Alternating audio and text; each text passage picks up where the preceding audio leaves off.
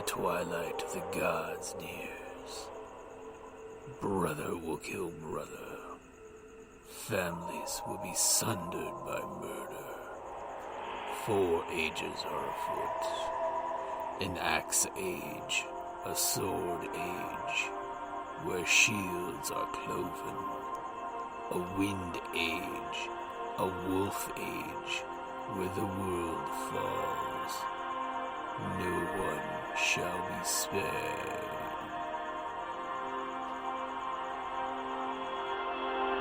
Welcome to Ragnarok and Roll, a Scion RPG podcast. Prepare for adventure. Hey guys, Mark Cato from Tucson Games and Gadgets. Want to tell you a little bit about what's going on here today at RingCon, where you guys should be. I hope you're going to be coming this coming year if it's coming up. We come here to RingCon because we want to meet all the people here in Tucson that we play games with in our store. And of course, RingCon, you're going to be finding all of this stuff right on the tables and have a lot of fun. It's amazing. I hope you're here. I hope we're going to see you soon. So where can people go when they're not at RingCon to play games? Come on down to Tucson Games and Gadgets at 2900 East Broadway. You won't be disappointed. Welcome to Scion Ragnarok and Roll, a Scion Hero to Ragnarok adventure. Okay, so we left off, Trixie got the phone call to make sure she's on time and not early to the 1 o'clock appraisal meeting. Okay, so 5 minutes early isn't really early. No, it's not. It's polite. 22. No. Okay, so you're bringing Kane with you? Yes. Okay, going up to the penthouse. Mm-hmm. Okay, so you get there, penthouse doors open up. Ding. I'm leaving the boys at home. Okay, so it's just literally just the two of you. Mm-hmm. And I'm making sure to take Kane's arm because I'm still a little upset. And as the doors open, you hear a cat meowing. It must be Amalia's cat that's been spoken of so much. Only all of a sudden, as the door, you get to the door, and there's one of the security guards there, and he basically nods to you, and he pulls out a clipboard. Your name, please?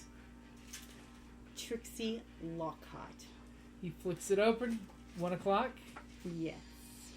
Okay, and he basically clips in there the Lockhart contingents here, and you hear this. You hear some fussing of some cats in the back behind the door, and all of a sudden a comment of "They're early." 5 minutes is polite. Okay, and you can tell he puts his finger in his earbud, to hear the response clearly. He says, "It'll be about 5 minutes before they're prepared for you." Mm-hmm. Okay. She's trying to find her cat. We're going to go for a walk around the floor and come back in He's in here 10. somewhere.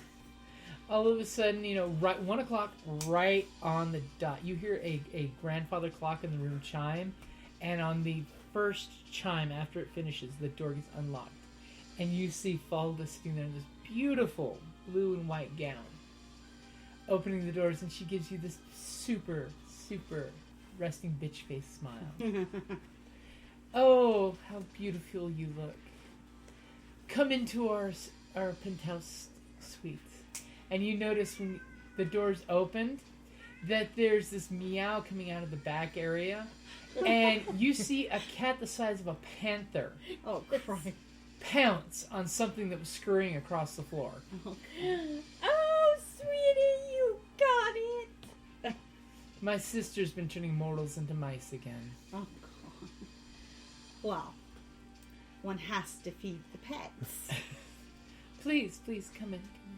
Unfortunately, this not being our place, we weren't able to completely decorate it the way we'd like. But you notice that there quite a few items in the house have a thin coat of ice already on them. I'm looking at everything. This penthouse is beautiful. There's works of art on the walls.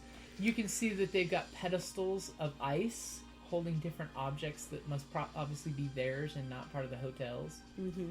And then in the middle of the room, there seems to be some kind of shrine. If you have any occult knowledge, Yes, I you would do. like to roll occult. Okay.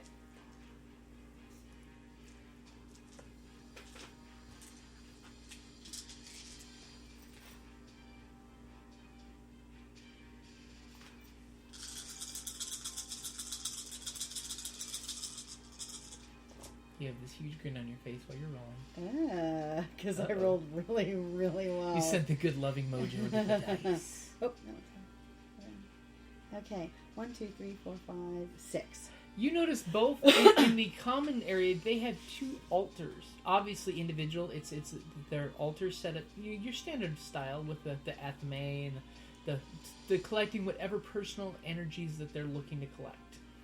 But then between the 2 altars across the room, and in perfect alignment with the compass, by the way, is a very large pillar with glass over the entire pillar and a blue light showing with a wire holding up a large, looks like blue crystal heart. That seems to almost have its own. It's rotating on this pedestal.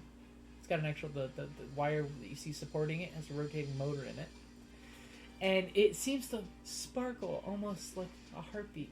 And at the speed it's circling around. Huh. And you notice there's quite a few runes and words etched into the glass around it. Damn. You have a feeling that some of them are legit, and there's a few that aren't actually legit. That are just put in there to scare folks. Mm-hmm. Oh, so my dear, it's. So have you brought him as your auction item? No. Oh, that's a shame. My sister would love someone as strong as him. Well, no. He's just here in case your security gets a little more rambunctious. Sometimes they get uppity and try to wolf down the whole audience. Mm-hmm. Well, the security guards aren't in here, right? No. Okay. Only out the door. It's like, well, perhaps you should keep your pets on a tighter leash. Well, even immortals infected by the Titan's curse of lycanthropy can't be trusted too much. Yes, but we had assurances that we would be protected on these grounds under the Accord. Oh, if you would like, my dear, being attacked, I will definitely see to their commander being killed immediately if that would be No, prevented. I don't want the... You should be held accountable for this, not the commander. He saved my life. But he needs to be commended. He is the one in charge of them, and if their unit failed, he would be the one that blame should land squarely on by his own word. I don't want him to suffer. Wasn't it your word, though, that, It's your bond that, yeah. as you said, it falls upon the one in charge? And You're they in kind of charge. sheepishly look away like, what are you trying to imply? Are you not in charge here? Oh, we are merely here for the auction. We're not... You're in charge of the auction. Of the You're in auction. charge of the moot. You're in charge of the whole thing. So you only bring an argument for the auction? Oh no, I Let's have get a to the business at briefcase. hand. We only have an hour to discuss things before the next group shows.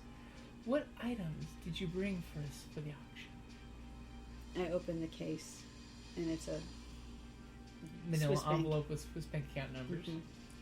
So you bring us a small little case with a piece of paper with numbers that mean something to merely mortals.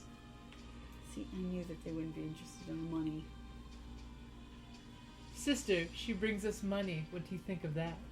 Oh, sister, I don't like money. You can't eat it. You can't drink it. Can't really play with it anymore. I don't think so. What more do you have to offer us besides just ones and zeros? Sure, we can't have the big one. And she kind of looks towards Kane, interestingly enough. It has been a while. I can offer you, after the conclusion of this, the draught of poetry. That actually moves her back. Draught of The the mead of poetry. a draught from the mead of poetry. Oh, How did you my. get a hold of a drink of the mead of poetry? It is not currently in my possession, but I am guaranteed it within, I guess, Within the next 2 days? yeah. So the what you're conclusion offering of us is this. a promise of a drink from the mead of poetry. Yes. What securities can you provide on top of that? A collateral, if you speak. The big one. No. Oh, sister. Oh, well. I would grant you a boon from a service from me, as long as it does not entail anything counter, to stopping Ragnarok.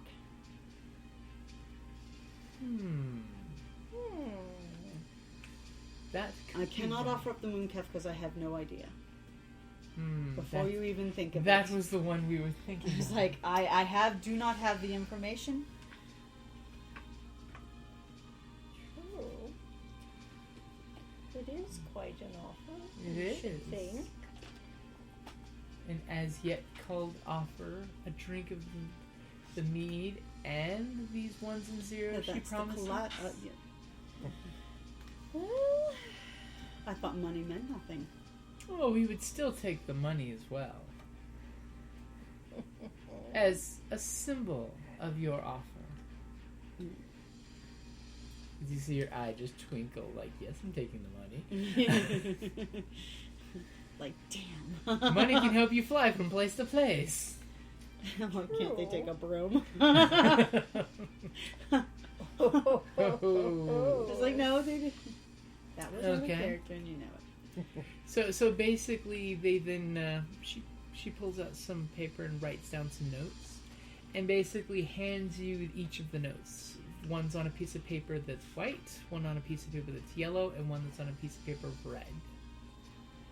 And she Okay. basically expresses to you that, depending on how high the bids go, the red piece of paper will be for everything you have offered. The yellow piece of paper will be just for the money and the mead. And the other. And the white will be just the money, but we all know it's going to go way past that at the beginning. So we see these gifts as acceptable for the auction and have appraised them such. And is there anything else we can do to make your stay enjoyable for the next day? Hold on, I gotta think. Because technically they owe me. But I don't want that one guy to suffer. I'm not like evil. I'm just opportunistic. There's a difference. One is completely selfish, and the other is, to be evil to the whole world. I know, I don't want to be mean or cruel, protect, but I don't want to let... to protect They him, need you to- could request his presence with you for the rest of the... That wouldn't be fair to him. He doesn't like me. The guy that saved? Yeah, he doesn't like me. He had to kill his own man Yeah. because of me. They're Who's wolves. They don't like them. basically acting in his own nature. Yeah. The whole being the good soldier thing, that's Although not in their technically he nature. started it. Yes. I'm just saying. I didn't start nothing. Folks at home, go back and listen to that episode again and see I what know, you I'm like, say. did I start it? I do believe you did start it. Actually, I was talking to the wolf. Not, remember? Because... Not the wolf man. Yeah, not the wolf man. But, He took it wrong. yeah, he took it the wrong way. Because I'm like, oh, friend. Yeah, sure. You didn't mean it to be absolutely insulting. Oh, no, but then I meant to be, Then I was downright catty. Yeah, and the attack from the fire giant was absolutely unprovoked. I was simply walking down the street, minding my own Which business. is why I don't want this guy to get killed, because... And I'm... Yeah, actually, Trixie's gonna try and Well, I behave. didn't say we'd kill him. We may turn him into a rat. and see Falda how said well. you would kill him, but I don't want him dead. It's like... Just play with him a little. Hone his instincts. Survival instincts. Though his uncle could get tested. I don't... Yeah, I guess I can't think of anything. Can you think of anything?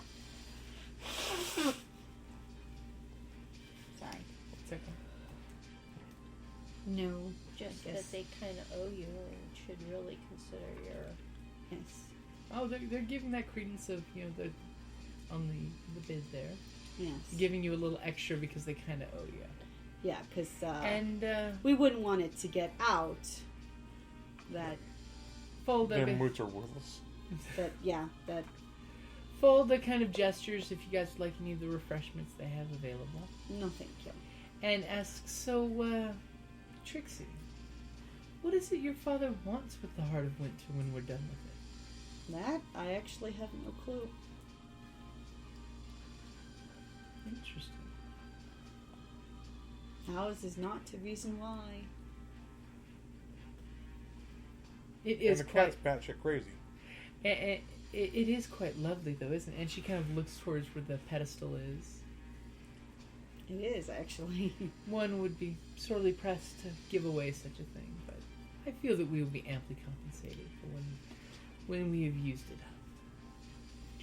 Used it up.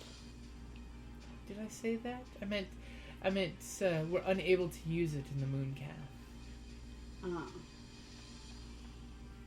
Yeah, well, sorry about that, but you know, can't have something like that running around. Oh, we completely understand. It was just going to get us a very well prize from Utgard Loki. Well, we still may get that if his people get the heart, but somehow we think. Aren't you a frost? You're a frost giant. Aren't you supposed to be vassal to? We are not sworn to Utgard Loki. Unfortunately, we ladies aren't respected in his courts, and we're expected to, free women that we are, be in our place and let the boys have their say. Yeah, no, that I had total agreement with you on that one, sister. Oh my God, I've worked for some magicians who misogynistic bastards. Huh. Needless to say, I'm doing much better than they we would are. allow a man to decide. Unfortunately, most of Utgard's Loki people don't respect our abilities. Is that a giant trait in general, or? I think that's a trait in men in general. And she kind of apologetically glances at Kane when she says that. They're having this whole sister moment. No, we Kane's got being some good awkwardly ones. silent. When she looks at me, just crack a big smile. Like, they ain't all bad. Okay. So basically, Falda at that point will get up and she goes to the case where the Heart of Winter's at, and she murmurs some words and she's touching the case. Do I hear those words? Oh, you hear the words, but it's in Old Norse tongue. Darn. There's no way I'm going to be able to break the spells. As she basically, the glass parts, and she kind of tinkles her fingernail against the heart in rhythm to the sparkles. Like a heartbeat? Like a heartbeat. Huh. So one should probably think why they would want an item like the Heart of Winter before they bid on it, after all. Well, doesn't it have something to do with Ragnarok? There are many, many stories of many, many things that cause Ragnarok. Fortunately, we don't want to give up an eye to find out what may or may not happen, especially if that thought leads to what will actually inevitably happen. Oh, so you don't want Ragnarok? We just want to make sure that we survive if it does happen. Yeah, well, likewise. I would rather see it not happen, thank you very much. I kind of like the way the world is. Misogynistic men aside, you know, but... Besides, that after can be... After Surt's given his life to take the world down, maybe the new world can have new leaders. Most of the old guard will be gone, past crimes punished, new beginnings for everyone involved. It could be a beautiful paradise. I don't quite like where this is going at present. Sounds to me awfully like you're siding with Surt. Just looking at both sides of the coin. Sounds like she's siding with change. You sound like you understand different points of view. Why not help break your silence, quiet one?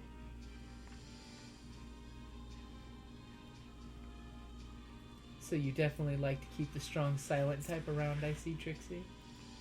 They come in handy. As Kane's just quietly chewing on nuts.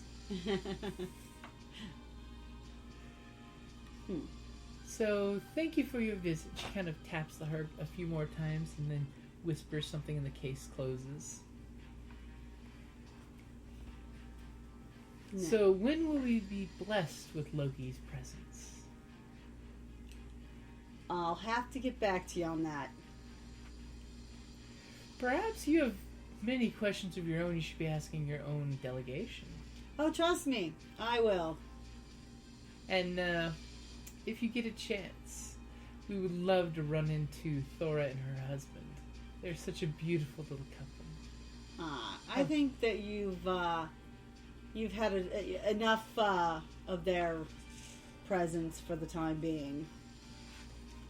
Okay. I think, let them enjoy what little a honeymoon that they've had. And she kind of snickers at that. Mm-hmm. Does everybody know? Lucius, he took pictures. And basically, she gestures to the table, and you notice there is a scrapbook. Of the cruise or of the cruise. Crying By out Captain loud. Lucius. Son of a bitch.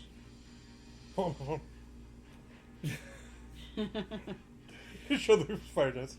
Oh, God. That gets giggles from both of them. Showing the the fire giant knocked out doing a drunk pose with you. Yeah. If this gets around, this could be, for future gatherings. You don't want this to get around. Oh no, we wouldn't want to damage our reputations. So don't worry, we will give your bids extra credence. in that Thank you. regard. Though I am curious to see what the dwarves are offering. You never know with their items. I never knows with dwarves. You never know. So thank you very much for visiting, and let me show you to the door. And she basically walks you back to the door. Basically, Goodbye, my lovely young silent one. She's purring like her cat, man. and Fola kind of gives you the eye, like checking to make sure there's nothing in your pockets as you're walking out the door. It's like, I would never. Oh. Yes, you would. As they open Kane up. give Kane the stink eye. Yeah. And not the one that gives him negative dice. Yeah. I didn't say evil eye. I didn't flip him off. Okay, so they basically walk you guys to the door. Upon closing the door, you hear them giggling a little bit, and security guys kind of giving you the looks like, why are they giggling? It's like, I'm just that entertaining. Okay. Elevator shows up, picks you guys up. Security guy makes a comment about the floor is now secure. It's okay to send the next one up. This doesn't... When are the dwarves supposed to meet with her? I don't know. But I'm supposed to be meeting with, what's his name? At 6. So I'm supposed to be meeting with Skorvas tonight at 6. So, I don't know. As long as they stay inside, they can pretty much meet anytime, even in the afternoon. As long as there's no daylight. But better to be safe and be on the eastern side of the building. So, perhaps 5. Maybe they're meeting with them last. I know you know which room they're in. Who can find just one dwarf when she smells a dwarf even after the shower? Dwarf got all over her cave. Dwarves like How many caves. dwarves are there? 7. No. How many did Scorvus bring? He brought 5 of his entourage. That's right, because you could have 5 others. Each of the entourages is a total of 6. Yeah, but 2 only count as 1. But you only think like 2 or 3 extra beady eyes were watching you from the closet. Oh. Okay, so I what think I'm a you... performer. Epic decks. Epic decks. Oh my god, she bends that way? I do have epic decks. She is double jointed. It is in my biography. Yes. And the I have. we were in the showroom last night. So we're still well within the 24 hours. Of? My ability to track. Oh, yeah. Who are you trying to track? I'm going to track each of the dwarves. Okay. Seeing if they're going anywhere other than the room. Okay, you actually... So you're going to separate from Trixie? I'll go with him. Okay. So pretty much you've noticed these little dwarves and their PM hour escapades have pretty much covered every square nook of this building that you can get to without security clearance, and a few places that actually require a key card to get into. Dang. They've been very industrious. Clever They've little- even checked out the maids' closets. Huh. But they're not leaving the building? But they're not leaving the building. Still, Does it look like they're tampering with anything? They've actually checked the wiring. You see a couple. You definitely are picking up their scent around a lot of the outlet boxes. Like they're opening the boxes and checking and stuff like that. It could just be they're paranoid, looking for bugs and things. But I was say, can I? We open up one and can I see if there's any wireless interface like a relay or a? there divert? seems to be no tampering. Okay. It just seems to be somebody's just tinkering, Inspecting? just Okay. because they're probably bored. Okay. So, Though you do notice that the elevator was running really smoothly since they showed up. they're bored. They're bored. They could be Then making we some have the dark jewelry. We have the dark elves, the light elves, the dwarves. Yeah, but the fire alarm keeps going every time you smell gold in Lucius. your room. the frost giants, the fire giants. We have Well, the only Scott. part- There's there's a couple different giant contingents. You have Loki Utgar's group. You have Uller's wife. Apparently, they're a different Scotty. frost giant enclave. We have the dwarves. We have the two different types of elves, and of course Lucius. And you guys. Yeah. So Scotty was visiting Scotty. And it was What? the frost.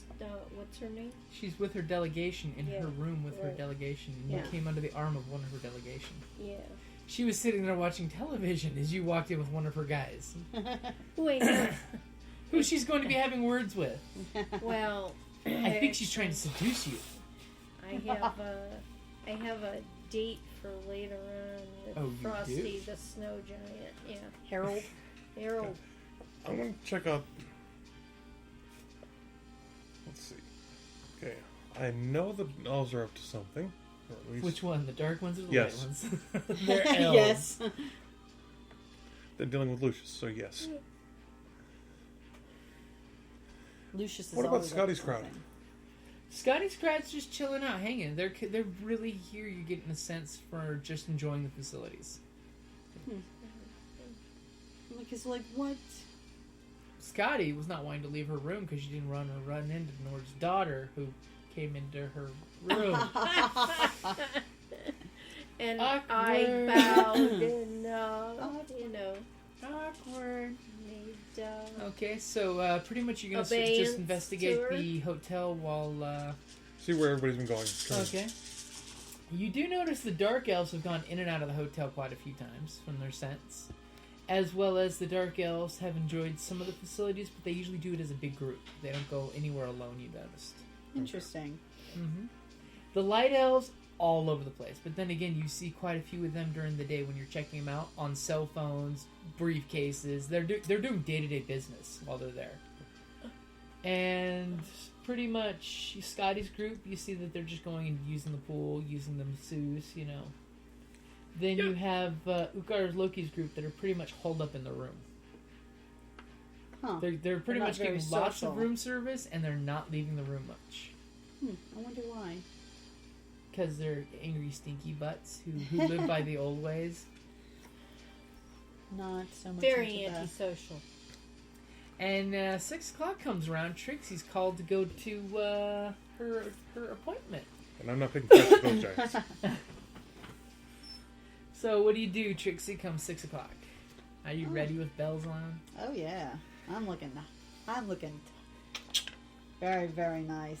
Alrighty, so Scorvus, your gentleman suitor of the night, 23rd in line to becoming king of the dwarves. He's looking quite dapper, and he's got this beautiful tailored tuxedo on, with gold cufflinks that are designed beautifully to accentuate his natural skin tone and hair color. And he's got a nice little calm necklace that goes just under the tie that he's wearing. And on the tie, he's got this beautiful tie tack that's got his family's crest on it. Oh. Well, don't you look spiffy? I should. So, beautiful. You're gonna go out with me to meet some giants. All right. What kind of giants? Well, and he goes over and he picks up this knapsack, this dirty old dusting, looks like something someone used for mining or hiking with. And he puts this knapsack on and basically says, "You and I got a date with the tootses that are running this place." Oh. We really have to? Well, I gotta meet him at 7 o'clock. Oh. And you want me there with you while you're putting in your bid? Well, I don't want him to think I'm willing to offer something as valuable as you up, but, you know. You can't offer me up, cutie. Oh, you're already mine. And he gives you a little kiss on the cheek. So pretty much, I take it you're gussied up in your beautiful gown as well. Still? Yes, I look drop dead gorgeous. Okay. So you guys go up to the penthouse. The security guy gives you a double take when he sees you coming up. We get him. Does the whole "someone's here." Door opens up. Pretty much had this beautiful introduction, and of course, immediately, follows looking at you like, "I do believe we've concluded our business tonight." Well, I'm not here for you, darling. Scorvus here has asked me to attend with him. "This hottie's with me," and he slaps you on the ass as you both walk in the room. And basically, she, gestures towards the same table where you guys sat, and she offers him drink, even though he takes one drink and literally spews it on the floor because it tastes flat. He's like, "This is not good mead." And he puts the mug down, and he basically opens up this dirty, dusty knapsack on the floor, and pulls out... I'm just going to offer it to her. Pulls out a flask, pops open the flask, and takes a big, massive drink from the flask. Oh, no! He's going to use the mead of poetry on the... Actually, he's just drinking mead. Okay. Puts the cork back on it, puts it on the table. And then he pours some, spills the goblet out on the floor and fills it with his wineskin and basically puts it on the middle of the table for everyone to take a sip if they want. That's good mead. And then he starts pulling out various items out of his knapsack. So many, it seems the knapsack shouldn't hold that many items. I love it. It's a bag of holding. And then he puts the knapsack on the table. How the hell am I going to commute with this? And then he basically goes on to explain in minute, and we're talking so bad, the three ladies are yawning in boredom because he's going on telling about how many nights it took to smelt the ore that went into the gold, that went into the mold making to make this item out of iron. And basically he is spending, he was given extra time, thank God, because 3 hours later, he's still describing the items. Oh my God, am I still awake? and the thing is, unless you're some kind of craftsman, even you as a gold jewel maker, you are bored shitless about talking about this, because he's talking about wax casting, and how we used magically enchanted bees to make the wax that was in the wax for the wax casting, because the sand was picked up from Nord's own private beach for the wax casting. And he's going into such pretty damn impressive, actually. And he's basically saying, of course, you know who doesn't know about this. And basically he describes these items. Basically there's a suit of armor. Basically they like to call this the ultramithril. Ultramithril, huh? Ultramithril. I'm trying to give it some new, modern, slangy terms. It's the ultramithril suit plus 4, like D&D. Yeah. And all of a sudden, he's just going on and on describing. There's a ball of yarn because he heard one of them has a cat, and this ball of yarn, is enchanted to never break. Oh, how clever! Though we can't promise it lasts more than 3 months. Then he talks about this bag, that this bag basically will hold 4 times more than you think it will. And he basically explains that it's mostly illusion. It's a bigger bag than it looks, but that way you can get away with it. Unfortunately, it always seems to be dusty. Part of the problem with the illusion. Then he explains that there's this sword called the Icing Death. That will freeze the heart. With every stroke of this weapon against someone, another vein will freeze shut until the heart itself freezes. Oh my god. He thought maybe these chicks would like it. As you can see, it looks like the cross hilt is 2 fingers of a frost giant, looks like, that have been petrified. Oh. And how they forged the blade out of ice itself and then quilched the ice in molten iron and molten gold and then back into ice itself. They forged the fire out of the blade to make it ice cold. And then they basically... Reverse engineering, basically. Exactly. And they're basically explaining all these crazy amounts of minutia on these items, completely boring the shit out of everyone there. Except he is super excited because this is awesome. And on the cat's sleeping. on top of that, he will offer his hand in marriage to one of the giantesses. I'm like, what? To be his 7th wife. Oh, like I'd be a 7th. Not in this lifetime. Or he can offer his brother, who's single, who is 46th in line to be king of the dwarves. These dwarves have a lot of brothers. Big families. Well, when you're semi-immortal. Whichever is more equitable, though, I'm the charming one of the group. He's kind of boring when he talks. Oh. And assurances that my father would provide safe passage and amnesty if Ragnarok were to happen in the kingdom of the dwarves. Huh.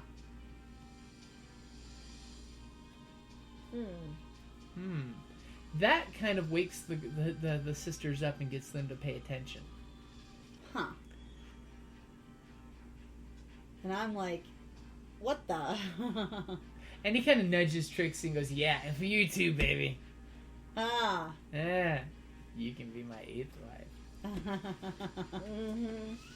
I'll have to think about that. Okay, so pretty much after you guys finish it, the sisters they've gotten to that point when the hostess has been entertaining too long and the hostess is falling asleep. They are both yawning nonstop with his delegation, doing his little, and I thank you for my father, I thank you for my brother, this one, and he goes down all 52 of his brothers. Oh my god. And if he wins the auction, he will guarantee personally on his own word of honor and his beard that they will provide an amnesty if anything were to happen. That's serious. It is. He's got a nice beard, too. And they excuse themselves, and he goes grabbing your butt. He goes, all right, now we're done with business. Let's get to more business. So where do you want to go first, Toots? Well, what you up for? Trixie? Toots? Tootsie? I would prefer, Scorvus, that you do not call me Tootsie. Okay, Toots. And slaps you on the ass again. So where would you like to go first? How about we go to the most expensive place in town? I don't know what that is, but... Neither does he. Okay, so basically he takes you down to the concierge desk and he literally asks, what is the most expensive? We need to go to the most expensive place in town. And they, of course, have the vehicle come up, the limo picks you guys up and takes you to this really beautiful dinner. Awesome. You get to enjoy the glam dinner with the dwarf who's total uncouth, but wearing a nice tux. Thank God he's got a beard because it covers the white part of his tux as that is now stained with food stains when you guys are eating. Maybe we should just order room service. You kind of think that there's still enough food in his beard for another meal. Oh, God. He orders like 3 dishes and then says, and what would you like? And start off with the lobster bisque. and then again, when he lets you order the alcohol of the night, what do you order? Let's see here. Whatever the nicest champagne is. Okay. He drinks it. Oh, God. The bubbles, they tickle my nose too much. And he pours it on the floor. Oh, God. And This basically is a pulls bad out the idea. flask that's been hiding under his tux and squeezes some more meat out of there. Takes a swig. And all of a sudden his words come out like honey to you. Oh, God. And no. he basically says, "You are the most eloquently beautiful woman ever in my life. The mere presence of you and your eyes staring into my soul make me warm and know what life is truly about. How do you have such power over my heart and soul? Your breath sweetens my life. Oh, my God. Please sweeten my meal and my drink with the touch of your lips." Oh. Yeah. Trixie will just... And it's funny because he leans into your kiss with his beard going right into his plate, getting sopped with juice on the plate. But his words are just so beautiful, so poetic, Oh. and there's a hint of sweetness on his kiss. But his words are just so damn eloquent and charming. Yes, It they makes were. up for his massive uncouthness. Those were some really nice words, baby. Oh. Yeah. She's falling for the dwarf. She's falling for And- the GM. And the only thing that could make this evening better is staying with you and watching the moon disappear into the horizon, with your body touching mine, your heart beating with mine, your touch caressing my skin, and my beard slightly chafing you. She's gonna grab his beard and pull him in for a kiss. And you now have like some kind of meat juice on your hands. Yeah. And meanwhile, there's like this snooty couple tables down looking at her going, "She's got to be a prostitute.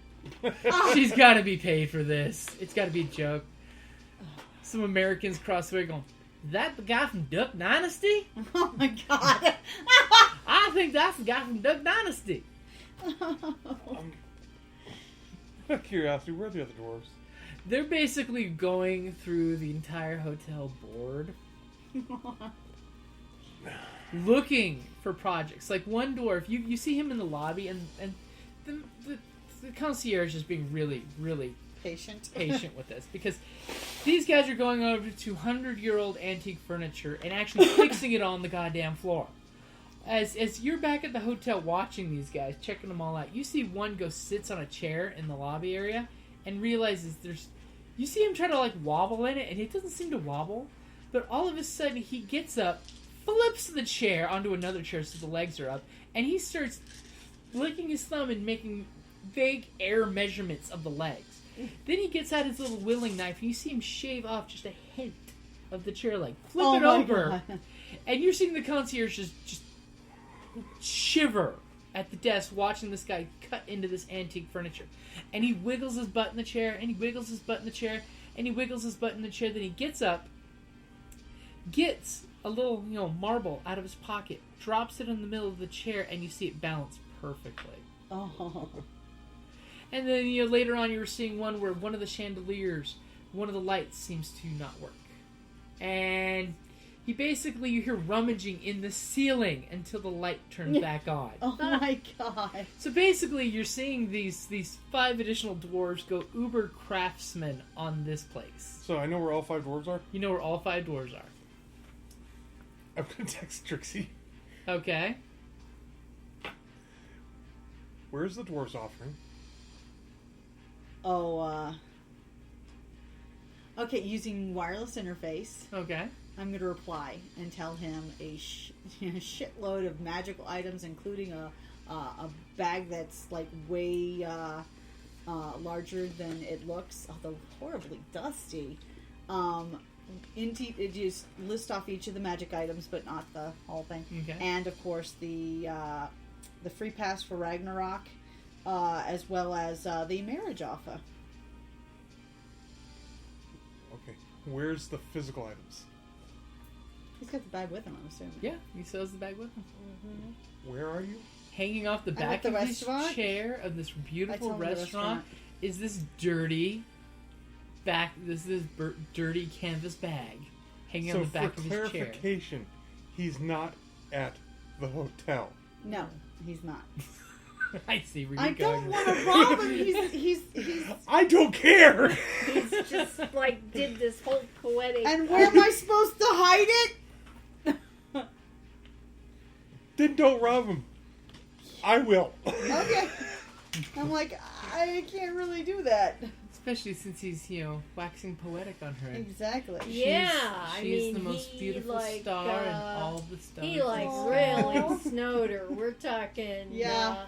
It is like chest deep, not just hip deep. Okay. I am glad that I've never seen the sun because I know your eyes are more beautiful than any sunrise could ever be. Oh my god. Oh my god. It is Trixie is bad. just. Yeah. And Trixie's never really, she's not the Yeah. type of girl to like, she loves her boys, she loves, but I'll make my wow, way to he's the pulling on restaurant. her heartstrings. And if I don't have to follow through with what my father made me promise, I believe you could be 7 times. That's the charm. the 7th one. You mean, so he means the marriage to one of the Marriage. witches? Yeah, because you would be number 8. Remember, he joked about that. She'd be his 7th wife. You would be his 8th. Yeah, I wouldn't want to be 7. If it, Lucky number 7. 7 dwarves. 7-Eleven. I'll make my way to the to the restaurant. Well, this is the whole night. You're basically scouting all these guys out. Well, as soon as I have a count of all 5. Okay. So pretty much it would be at that point at the end of the night when your suitor is ready to take you back to a beautiful night together. The 2 of us, maybe some prying eyes, maybe some prying of your thighs. She's gonna have this dwarf attached to her hip for the rest of her life. I believe the term is rump, not hip, rump. Okay, and pretty much at that point, Kane is apparently getting to the restaurant. and I'm smooching face with, The concierge at the restaurant says, "I'm sorry, sir. This is a Tux and Tails." I wouldn't have gone in. Oh, okay. So you what, like stalk them out the windows? Scout the. You see the table they're at. You notice that they are apparently attracting a lot of attention because those who are not the right attention. those that are not within earshot of their table are going, "Oh my God, what is this? Who brings a dirty backpack to a table?" This restaurant, and but if they could hear his words, that's right, audience. Now you know why. One of the reasons why I married my husband. He drinks the meat of poetry. He is the meat of poetry. So that means I killed some guy and put his blood, and his name was Evil Dwarfs. This is. You find a great skald and you bleed him to death. What's wrong with you? Okay, so the evening is winding down, where it's almost time to leave, because he still wants to have many hours with you before the sun comes up. After the way he's talking, oh boy. After the way this is going, he may just say, "This day don't count on that 3-day contract." Yeah, huh? Is it warm in here? Or is he going to be a jerk and call the claws if you didn't spend a single day with him? You only spent nights. You still owe 3 days. I don't think he'll go that way, though. Okay, so Kane, you're seeing them finish up their meal. You see him eat the little finger cleaning napkin they give you at the end when they give the warm napkins. He actually eats the entire napkin, which is good because it cleans his beard up on the way out. Yes, they do that whole cube, hot water, and your napkins are ready. Okay. And he goes walking out. He throws the backpack over one shoulder. Other hand on my ass.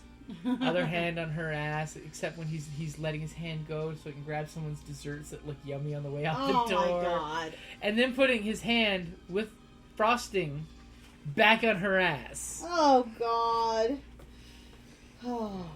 What? There's like a whole cast of dwarves who do just laundry. Once a month, they do laundry. Okay, so they're starting to head out to the exit. He's got the backpack on one arm, the Trixie's hiding in the other. And he was, driver, we need to go to the Grand Palace. It's the best hotel in Budapest, everybody. He's like, oh, baby. Oh, the things you're going to do to me, baby. Wait till we get to the car. Oh. And his little, at one point he gets the little fingers together, all wrangling together. Ooh. The shorter they are, the less Let's distance they loosen have that to fly. Okay, so you're starting to seductively untie his tie. Oh, yes. So, Kane, what are you doing?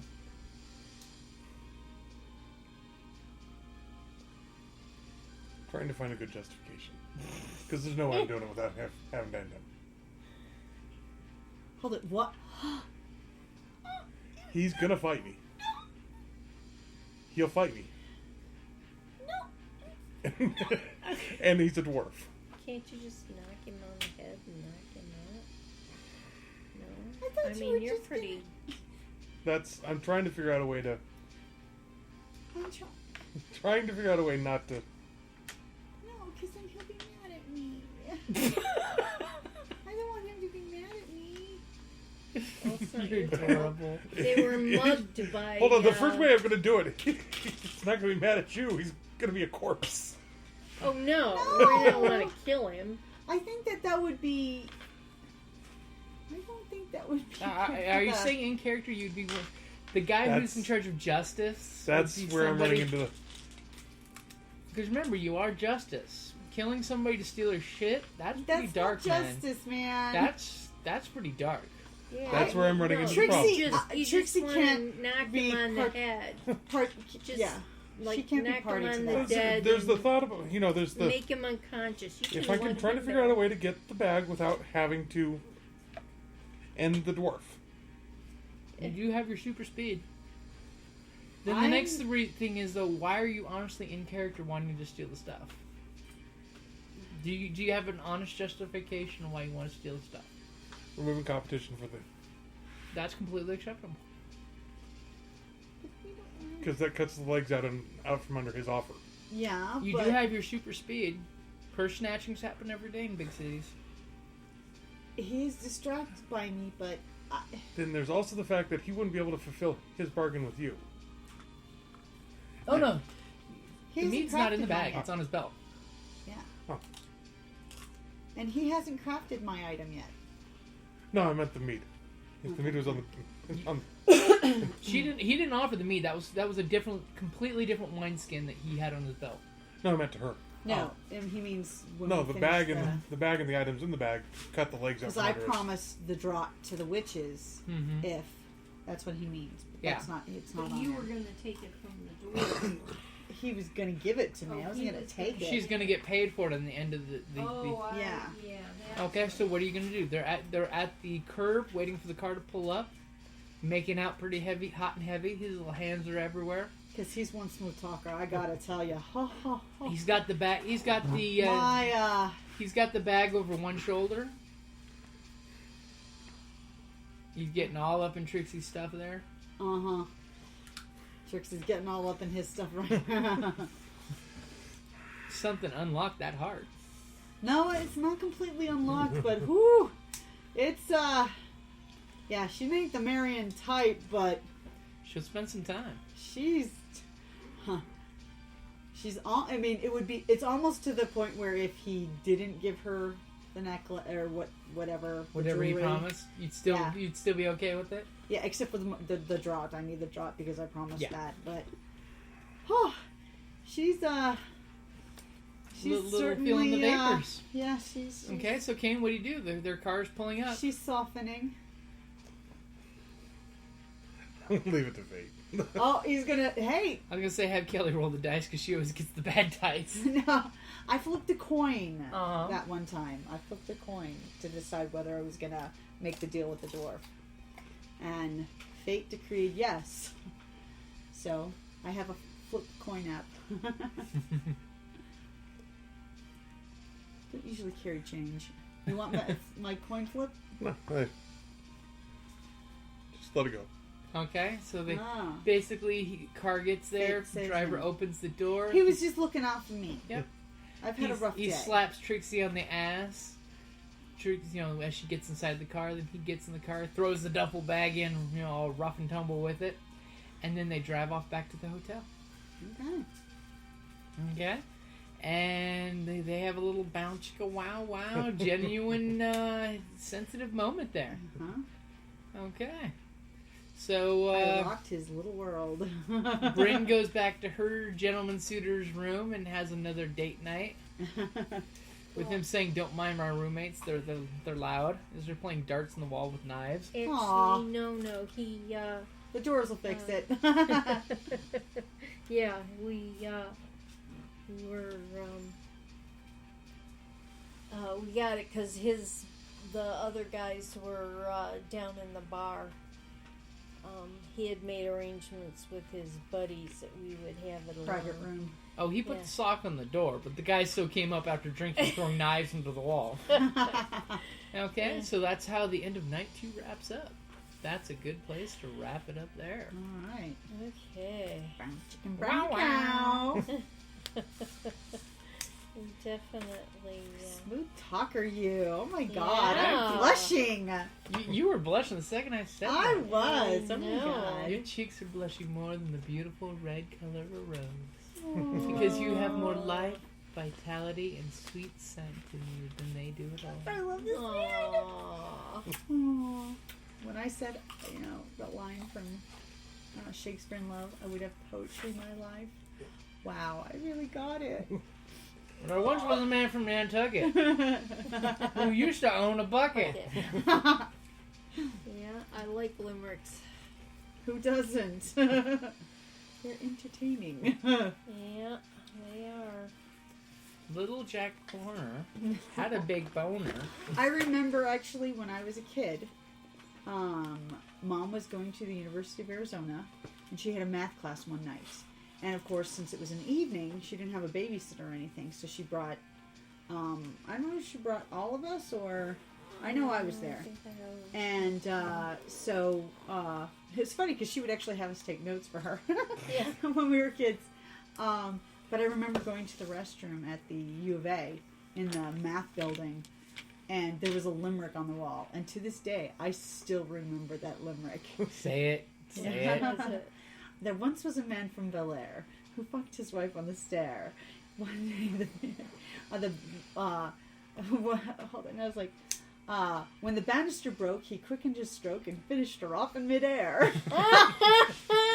Come on, dude, I that's a remember great because one. That is First a time great Kelly told me one. that, I'm like, okay, I that's had gold. to actually, I remember. And we just shared it with the internet. Because I was small enough, and of course, in I think Arizona, I've we don't heard have stairs, barely. I had to ask her what a banister was.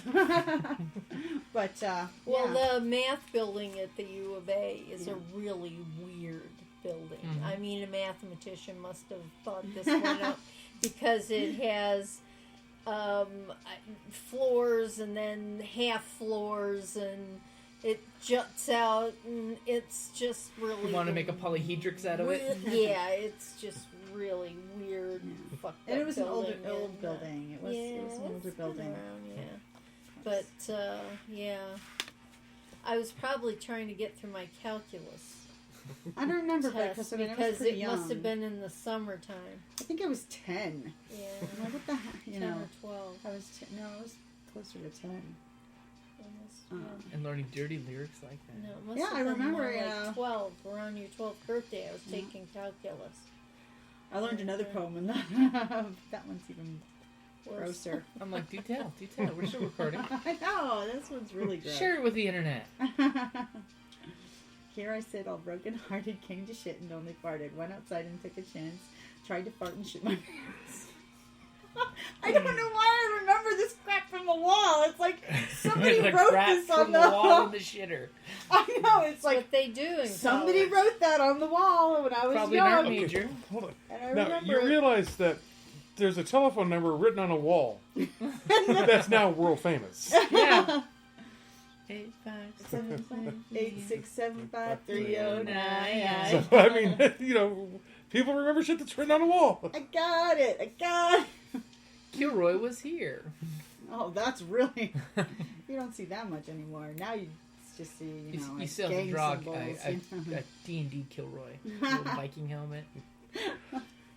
But, I yeah. miss good,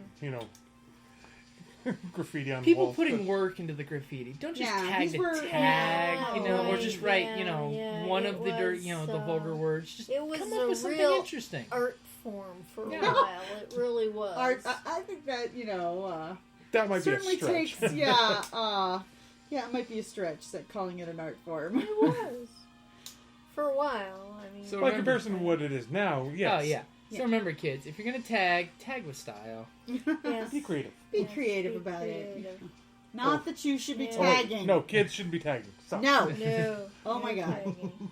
It's like people, it takes a lot of effort and work to make things, and then just somebody comes along and just tags it. So very rude. Unless It it's a cool tag. I've seen some cool tags.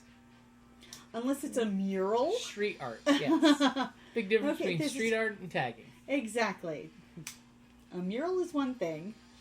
But, although I did paint a mural when I was a kid. No? And you In got- my art class in elementary school, we had to all paint, or we had to all draw a underwater scene, and my shipwreck was voted one of the keepers, so I actually had to paint that on the cafeteria wall. So I'm like somebody who did a really great fish, they would paint that fish on the, So it's but all my little pieces shipwreck- put together? my shipwreck was on there Which school? for a was long time. E.C. Nash. this? Nash. Yeah. Mhm. Yeah. And I guess now it's painted over, but Bastards. my shipwreck was there.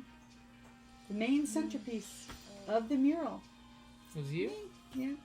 And that means you need to get making me some more art tonight, is what I you're can saying. make a shipwreck. I still remember what that I'll shipwreck take a looked like, shipwreck. actually. Remember, we still need a very shipwreck for that Romeo. first series when you were in New Jersey.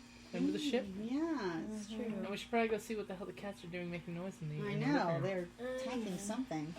And Kerrie, that same year, actually, she won an art contest where she painted the art room door. So, my sister. Yeah? Apparently we were creative. Hi, this is Kellie, aka Trixie from Ragnarok and Roll, a Scion to Ragnarok story, and Tilda Wimblewick from D&D Journey of the 5th Edition. First off, I would just like to say thank you to everyone for listening to our varied adventures, as well as for rating us on iTunes and RPGpodcast.com. If you haven't rated us yet, we would greatly appreciate it if you could. And if you're looking for more ways to support our efforts, we are now on Patreon, a great site where you can help us continue making more podcasts, as well as some special surprises for our patrons. If you can, please look us up at www.patreon.com/cppn. Every little bit helps. And again, thank you for listening. Hi, this is Jim from Ragnarok and Roll, a Scion Hero to Ragnarok podcast, and the Creative Play and Podcast Network. And I'd just like to say thank you for listening, and may fate always be on your side.